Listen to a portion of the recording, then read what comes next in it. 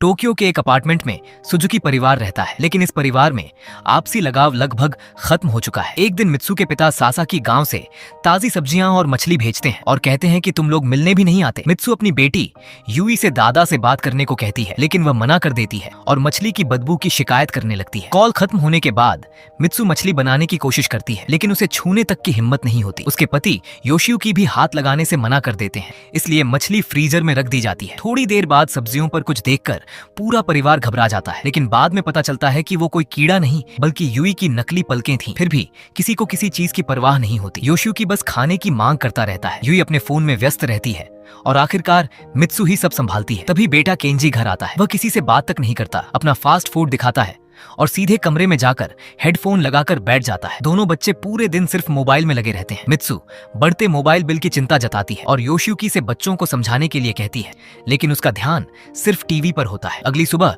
योशियुकी की आंख देर से खुलती है क्योंकि उसकी घड़ी रात के 3 बजे पर ही रुक चुकी होती है। तभी मित्सु बताती है कि पूरे शहर की बिजली चली गई है। यूई उठते ही इसलिए परेशान हो जाती है क्योंकि उसका फोन पूरी तरह डिस्चार्ज हो चुका है। मित्सु नाश्ता बनाना चाहती है, लेकिन बिजली न होने से राइस कुकर और इलेक्ट्रिक चूल्हा दोनों बंद है। किसी तरह गैस जल जाती है, लेकिन परिवार बिना नाश्ता किए ही घर से निकल जाता है। बिल्डिंग की लिफ्ट भी बंद पड़ी होती है, इसलिए सभी लोगों को सीढ़ियों से नीचे उतरना पड़ता है। स्टेशन पहुंचने पर पता चलता है कि ट्रेनें भी बंद हैं और किसी को नहीं मालूम कि वे कब चलेंगी। मजबूर होकर योशियुकी पैदल ऑफिस निकल पड़ता है, जबकि केंजी साइकिल से कॉलेज जाता है। रास्ते में उसका फोन भी बंद हो जाता है। पूरे शहर में सिर्फ साइकिलें ही चल रही होती हैं, क्योंकि कारें भी काम नहीं कर रही होती। उधर मित्सु पड़ोसियों से बात करती है तो पता चलता है कि पूरे इलाके में बिजली गायब है। सभी महिलाएं मोमबत्तियां खरीदने निकलती हैं, लेकिन मित्सु अपना बटुआ घर पर ही भूल जाती है। दूसरी तरफ ऑफिस पहुंचने पर योशियुकी देखता है कि इलेक्ट्रॉनिक लॉक बंद होने की वजह से कोई अंदर नहीं जा पा रहा। आखिर कुछ लोग कांच तोड़कर दरवाजा खोलते हैं, लेकिन अंदर भी न बिजली है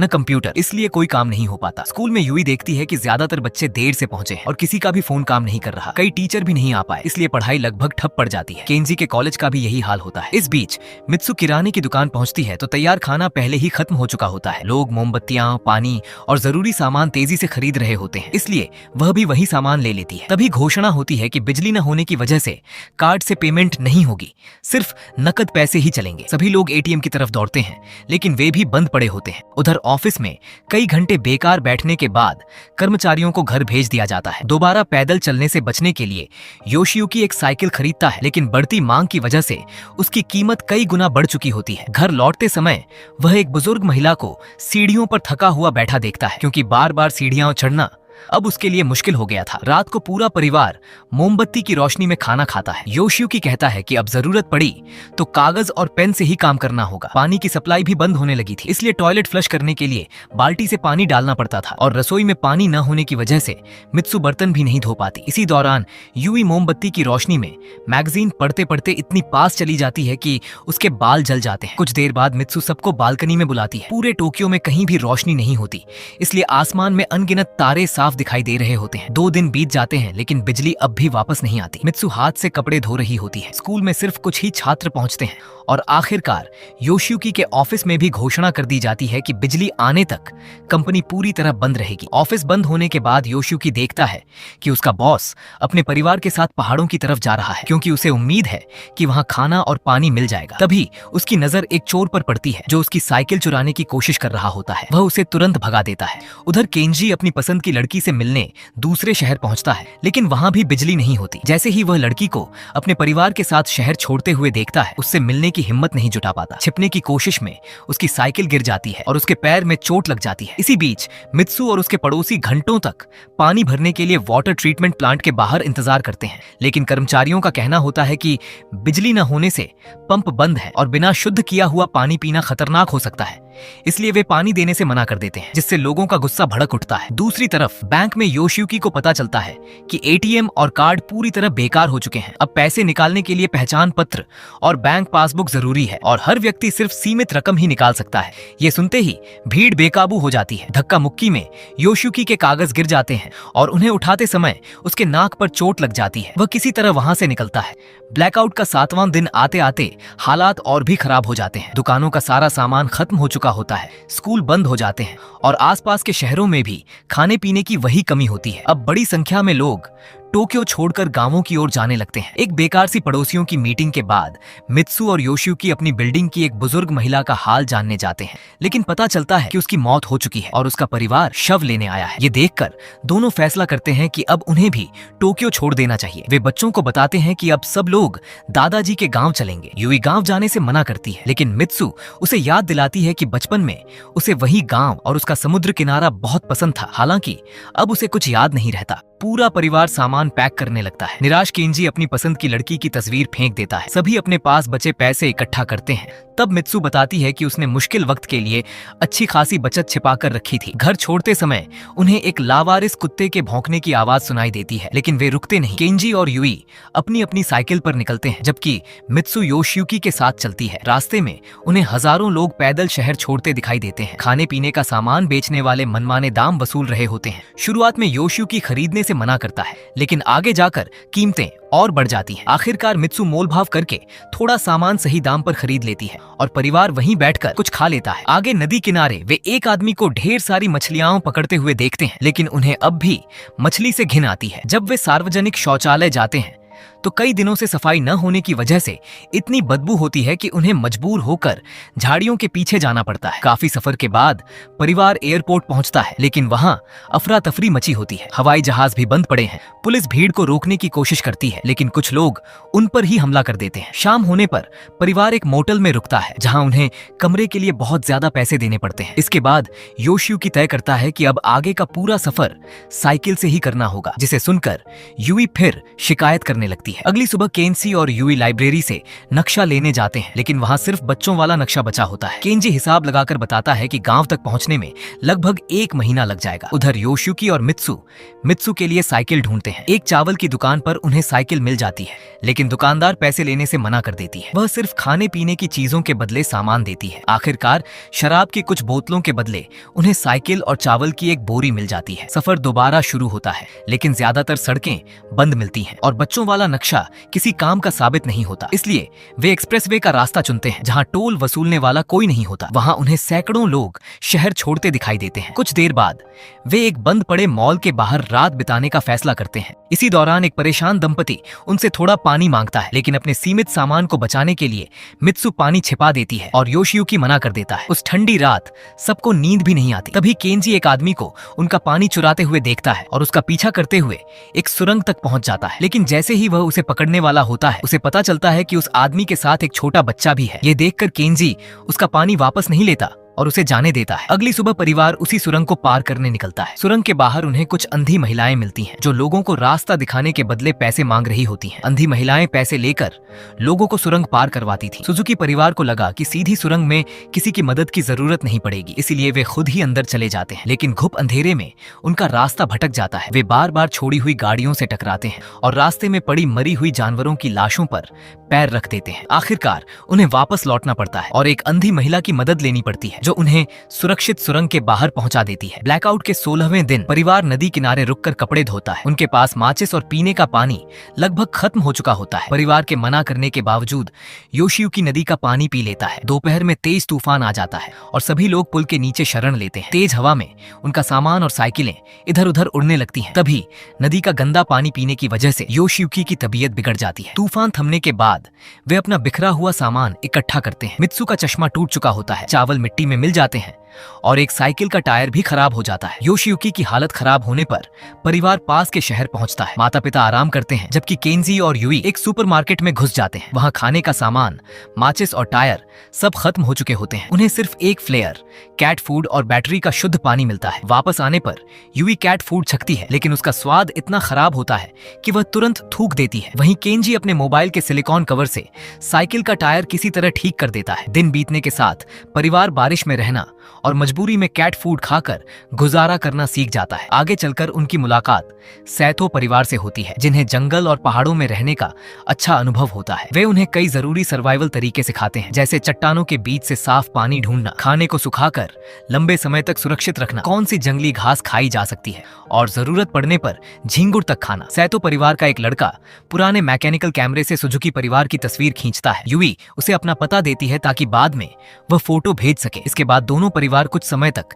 साथ सफर करने का फैसला करते हैं। मित्सु और बच्चे सैतो परिवार से बहुत कुछ सीखते हैं, लेकिन योशियुकी को उनसे जलन होने लगती है और वह खुद को बेहतर साबित करने के लिए तेजी से साइकिल चलाने लगता है। रास्ते में एक पुल पर आराम करते समय वे सैनिकों के एक दल को गुजरते देखते हैं। पता चलता है कि वे एक परमाणु बिजली घर से आ रहे हैं, जहां भी बिजली नहीं है, और अब दूसरे प्लांट की जांच के लिए जा रहे हैं। इसके बाद दोनों परिवार अलग हो जाते हैं, क्योंकि सुजुकी परिवार ये देखने ओसाका जा रहा होता है कि वहां बिजली लौटने की खबर सच है या नहीं। ब्लैकआउट के 43वें दिन वे ओसाका पहुंचते हैं, लेकिन वहां भी हालात बिल्कुल वैसे ही होते हैं। उनके पास न खाना बचा है और न पानी। इसी बात पर परिवार में झगड़ा हो जाता है और सभी मानने लगते हैं कि योशियुकी सही तरीके से परिवार की जिम्मेदारी नहीं निभा पा रहा है। शहर में घूमते हुए वे देखते हैं कि एक एक्वेरियम के बाहर लोगों को खाने के लिए मछलियां और दूसरे समुद्री जीव बांटे जा रहे हैं। परिवार भी लाइन में लग जाता है, लेकिन उनकी बारी आने तक सारा खाना खत्म हो जाता है। ब्लैकआउट के 67वें दिन तक सभी इतने थक चुके होते हैं कि रास्ते में ही गिर पड़ते हैं। भूख से बेहाल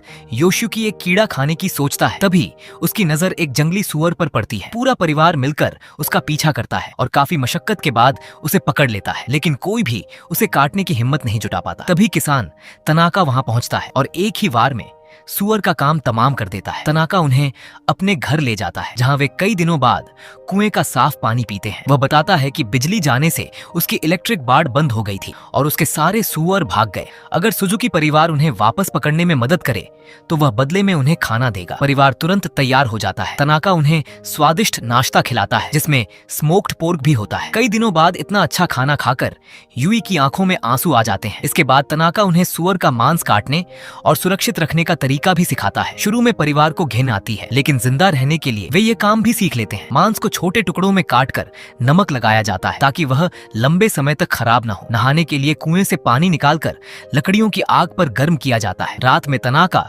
उन्हें वे पजामे पहनने के लिए देता है, जो उसने अपने बेटे और उसके परिवार के लिए संभाल कर रखे थे। उसका बेटा अमेरिका में रहता है और ब्लैकआउट की वजह से उससे कोई संपर्क नहीं हो पा रहा। ये सुनकर योशियुकी और मित्सु को एहसास होता है कि मुश्किल हालात के बावजूद उनके बच्चे अब भी उनके साथ सुरक्षित हैं। दोनों एक दूसरे का हाथ पकड़कर सो जाते हैं। अगले कुछ दिनों तक पूरा परिवार खेतों और फार्म के कामों में तनाका की मदद करता है। वे भागे हुए सुअरों को वापस पकड़ते हैं और धीरे धीरे खेती बाड़ी की जिंदगी सीखने लगते हैं। यूई मित्सु से सिलाई सीखती है, योशियुकी लकड़ियां काटता है और केंजी बेहतर औजारों से अपनी साइकिल ठीक कर लेता है। परिवार की मेहनत और साथ देखकर तनाका उनसे हमेशा के लिए अपने साथ रहने की गुजारिश करता है, लेकिन सुजुकी परिवार अपने दादाजी के गांव जाने का फैसला नहीं बदलता। रवाना होने से पहले तनाका उन्हें पूरे सफर के लिए पर्याप्त स्मोक्ड पोर्क देकर विदा करता है। कुछ दिनों बाद परिवार एक बड़ी नदी तक पहुंचता है, लेकिन वहां का पुल पूरी तरह गायब होता है। योशियुकी किनारे से लकड़ियां, रस्सी और एक चप्पू इकट्ठा करता है। फिर पूरा परिवार मिलकर एक बेड़ा तैयार करता है। सबसे पहले महिलाएं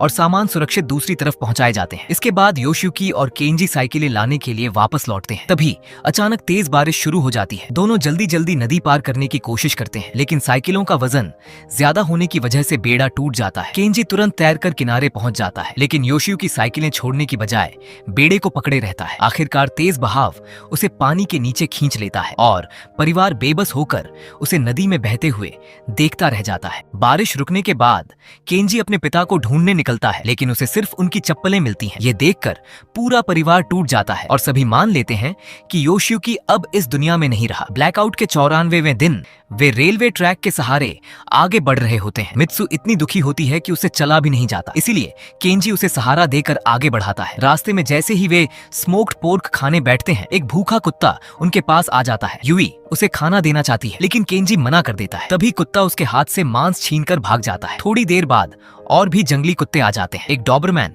मित्सु का बैग छीनने की कोशिश करता है। बैग बचाते समय मित्सु पहाड़ी से लुढ़क जाती है और उसका टखना टूट जाता है। बच्चे किसी तरह उसे उठाते हैं, लेकिन तब तक कुत्ते बैग का सारा खाना खा चुके होते हैं। मित्सु की चोट की वजह से परिवार बहुत धीरे धीरे आगे बढ़ता है। तभी वही कुत्ते दोबारा लौट आते हैं और इस बार परिवार को लगता है कि शायद अब बचना मुश्किल है। तभी अचानक ट्रैक पर एक भाप से चलने वाली ट्रेन आ जाती है। ट्रेन की आवाज सुनते ही सारे कुत्ते भाग जाते हैं। ट्रेन उनके सामने रुकती है और परिवार उसमें सवार हो जाता है। ट्रेन में उन्हें पीने का पानी मिलता है और टोक्यो से आए कई दूसरे लोग भी सफर कर रहे होते हैं। एक डॉक्टर मित्सु के टखने पर पट्टी बांधता है। जब वह उनके पिता के बारे में पूछता है तो बच्चे रो पड़ते हैं। उधर दूसरी तरफ योशियुकी की आंख खुलती है। वह जिंदा तो बच गया था लेकिन बेहद कमजोर हो चुका था। कुछ दूर चलने के बाद वह एक ट्रैक्टर के पास गिर पड़ता है। तभी उसकी नजर दूर से गुजरती उसी ट्रेन पर पड़ती है, लेकिन उसमें आवाज लगाने की ताकत नहीं बची होती। तभी उसे याद आता है कि उसके पास अभी भी फ्लेयर मौजूद है। वह आखिरी ताकत लगाकर उसे जला देता है। मित्सु दूर से उसकी रोशनी देख लेती है और तुरंत ट्रेन रुकवाती है। दोनों बच्चे दौड़कर अपने पिता के पास पहुंचते हैं और पूरा परिवार भावुक होकर फिर से एक हो जाता है। बाद में ट्रेन में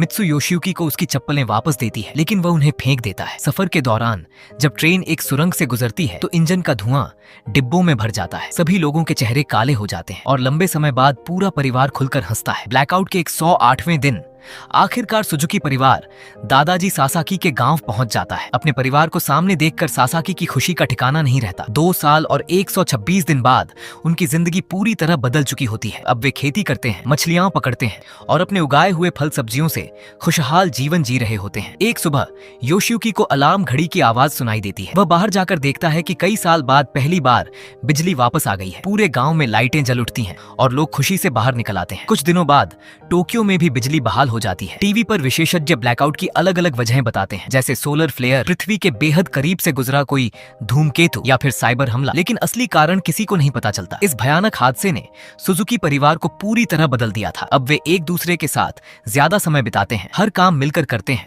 और आधुनिक सुविधाओं पर पहले जैसा निर्भर नहीं रहते। वे घर में पुराना लैंडलाइन फोन लगवाते हैं और योशियुकी आज भी साइकिल से ही काम पर जाता है। एक दिन डाकिया उन्हें एक चिट्ठी देता है जिसके अंदर वही तस्वीर होती है जो सफर के दौरान सैतो परिवार के लड़के ने उनकी खींची थी। उसे देखकर पूरा परिवार अपनी उस मुश्किल लेकिन जिंदगी बदल देने वाली यात्रा को याद करके मुस्कुरा उठता है। यही ये मूवी खत्म होती है। दोस्तों, अगर आपको वीडियो पसंद आई हो तो वीडियो को लाइक और चैनल SY रोमान को सब्सक्राइब जरूर करें।